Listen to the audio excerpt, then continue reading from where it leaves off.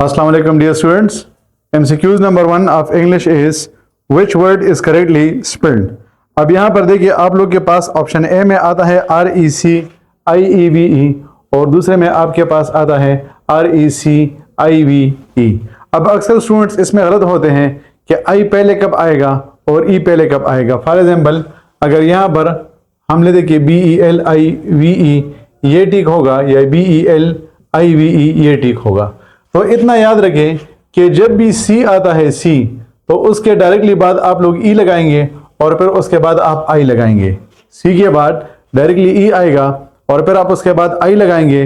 बाकी सारी जगहों पर आप याद रखें कि आपने जो है वो आई ई को लगाना है। तो इस वजह से यहाँ पर ये ठीक होगा और यहाँ पर ये ठीक होगा। इस पॉइंट को फिर से समझे कि ई आई और आई ई में क्या फर्क है। तो जब आपके पास सी आएगा तो फिर ये स्पेलिंग ई आई वाला होगा और अगर सी नहीं है तो फिर ये आपके पास आई ई वाला आएगा। तो that is why the right option is option B. MCQs number next, find the adverb he looked everywhere for his keys.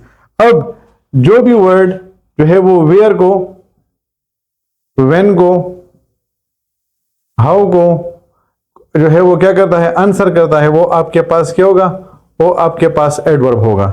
अब अगर आप यहां पर देखते हैं तो आप लोग के पास आएगा ही लुक्ड एवरीवेयर। अब अगर आप लोग के पास वर्ड एवरीवेयर आता है और आप उसके साथ लफ्ज वेयर लगा लेते हैं तो डिफरेंटली आप लोग को इसका आंसर मिल जाएगा। तो ये आप लोग के पास एडवर्ब है और फिर ये आप लोग के पास एडवर्ब में क्या है, एडवर्ब ऑफ प्लेस होगा। तो that is why the right option is option C. MCQs number next, which sentence has an incorrect preposition. अब भाई नंबर 1 है he is famous for his painting. तो ये MCQs तो ठीक है क्योंकि जब भी फेमस आता है आप उसके बाद प्रीपोजिशन फॉर को लगाते हैं। दूसरा है she is jealous of her friends. तो जब भी वर्ड जेलस आता है आप इसके साथ ऑफ लगाते हैं। तो ये वाला सेंटेंस भी ठीक है। फिर नेक्स्ट आपके पास होगा they are tired from the long journey. तो आपके पास ये भी ठीक होगा क्योंकि टायर्ड के साथ हम क्या लगाते हैं, हम उसके साथ फ्रॉम लगाते हैं। और ऑप्शन डी है he is capable to solve the problem. अब यहां पर इन लोगों ने कैपेबल के साथ टू लगाया है जबकि इसके साथ टू नहीं आता है। इसके साथ क्या आएगा, इसके साथ जो है वो ऑफ आएगा। तो that is why the right option is option D. तो आप इसको लगा लेंगे कि ही is capable of solving the problem. अब यहां पर इस चीज में कभी आपने ख्याल रखना है कि यहां पर आपके पास आया है टू सॉल्व, तो टू तो गलत है। तो इस वजह से आपने ऑफ लगा लिया और जब आपने ऑफ लगा लिया तो फिर इसके साथ सॉल्व नहीं आएगा बल्कि इसके साथ सॉल्विंग को यूज किया जाएगा। फिर the infinitive in we must walk carefully is. तो आपके पास जो राइट ऑप्शन आएगा दैट इज बी।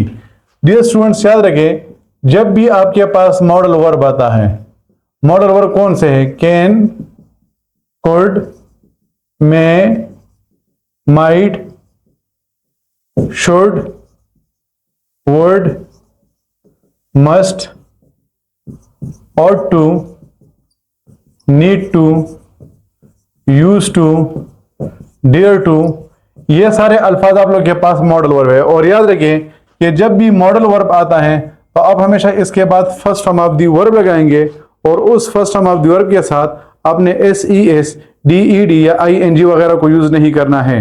और मॉडल वर्ब के बाद जब भी first form of the verb आता है तो फिर आप उसे कहते हैं बेयर इन्फिनेटिव।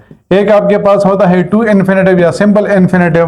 फॉर एग्जांपल अगर हम यहाँ पर कहते हैं कि टू स्टार्ट, तो जब टू आ जाता है और उसके साथ first form of the verb आ जाता है तो आप उसे टू इन्फिनेटिव या सिंपल इन्फिनेटिव कहते हैं। और जब ये विदाउट टू होगा तो फिर ये आपके पास बेयर इन्फिनेटिव होगा। तो याद रखिए कि मॉडल वर्ब के बाद जो first form of the verb आता है हम उसे इन्फिनेटिव कंसिडर करते हैं और वो बेसिकली बेयर इन्फिनेटिव होगा। नेक्स्ट है what is a synonym for venerable.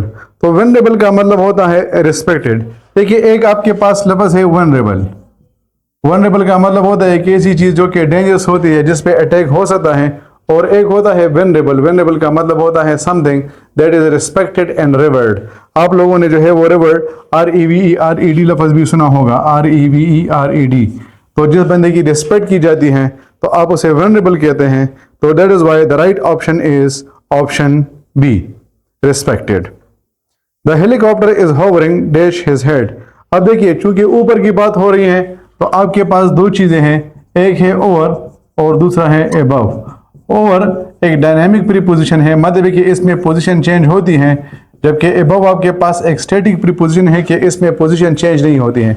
अब अगर हेलीकॉप्टर हवा में उड़ रही है तो इसका मतलब क्या है कि वो डिस्टेंस को कवर कर रही है और वो मूवमेंट भी कर रही है, तो इस वजह से यहां पर आपके पास जो राइट ऑप्शन आएगा दैट इज ओवर। फिर read the given passage and answer the questions. ये जो है वो आपको पता है, इसको आप कंप्रिहेंशन पैसेज भी कहते हैं। कंप्रिहेंशन पैसेज का मतलब होता है कि पहले आपने पैसेज पढ़ना है, उसको समझना है और फिर एंड में आपके पास जो क्वेश्चंस आए हैं आपने उस क्वेश्चंस को आंसर करना है। अब थोड़ा सा पैसेज को पढ़ लेते हैं। Plants do not go to the grocery store for food like people do, instead they make their own food through an amazing process called photosynthesis. The word means putting together with light. To make their food, plants need three main things: sunlight, water, and a gas from the air called carbon dioxide. Plants have a special part in their leaves called chlorophyll, which gives them their green color. Chlorophyll captures energy from sunlight. The plant uses this energy to mix water from soil with carbon dioxide from the air. It mixes them together inside its leaves to create a type of sugar called glucose. This glucose is the plant's food, which gives it energy to grow. During this process, the plant also releases a very important gas that we breathe, oxygen.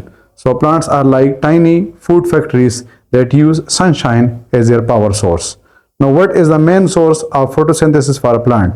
To attract insects with its green color, to make its own food for energy, to absorb water from the air, to create shade for other plants. तो definitely आपको पता है कि chlorophyll का basic purpose क्या होता है, photosynthesis का बेसिक मतलब ये होता है कि it is used to make its own food for energy.